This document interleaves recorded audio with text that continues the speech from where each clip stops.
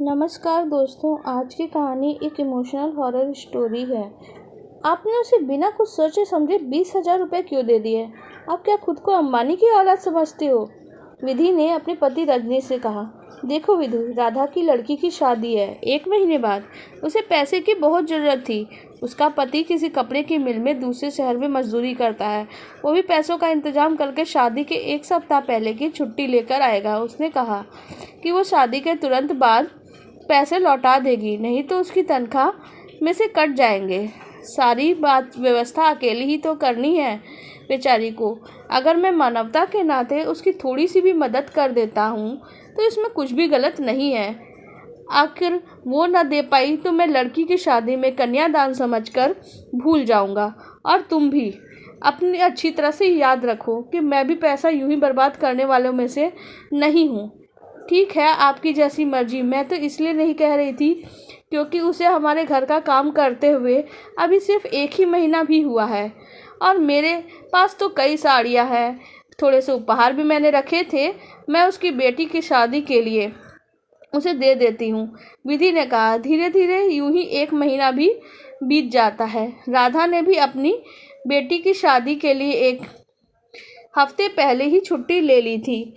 शादी के 1 हफ्ते बाद राधा अपनी बेटी की शादी के बाद शाम के समय वापस आती है और वादे के अनुसार रजनीश को 20,000 रुपये लौटा देती है।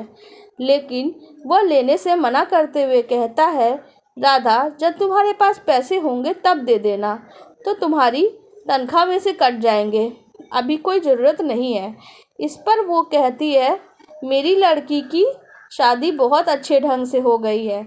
मेरी लड़की के भाग्य से उसे किसी चीज़ की कोई कटौती भी नहीं हुई है। मेरी जिम्मेदारी पूरी हो गई है। मैं उसकी तरफ से पूरी तरह निश्चिंत हूँ। उसका ससुराल बहुत अच्छा है। 1 हफ्ते के अंदर ही मैंने और मेरे पति ने मिलकर सब उधार चुका दिया है। बस आपका ही उधार बाकी था, इसलिए लेकर आ गई हूँ।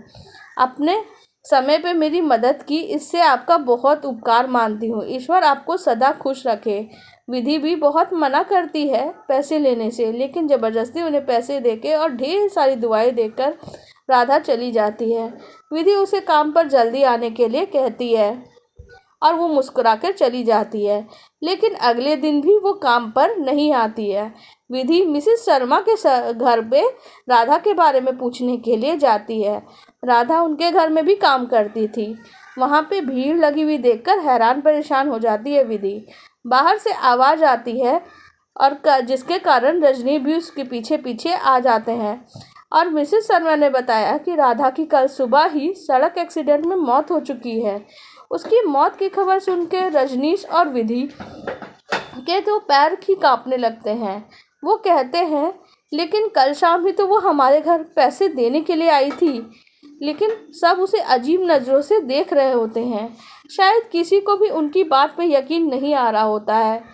लेकिन वो घर आके देखते हैं तो अलमारी में सच में 20,000 रुपये रखे हुए थे। उन दोनों के आंखों में आंसू आ जाते हैं, क्योंकि कोई यकीन करे या ना करे, लेकिन उन्हें पता था राधा अपना वादा निभा कर गई है। वह अपने सर पे किसी का कर्ज लेकर नहीं गई है। आपको हमारी ये कहानी कैसी लगी कमेंट सेक्शन में ज़रूर बताइएगा। और अगर आप यहाँ तक आ गए हैं तो हमारे चैनल को सब्सक्राइब कर दीजिएगा और वीडियो को लाइक कर दीजिएगा। धन्यवाद।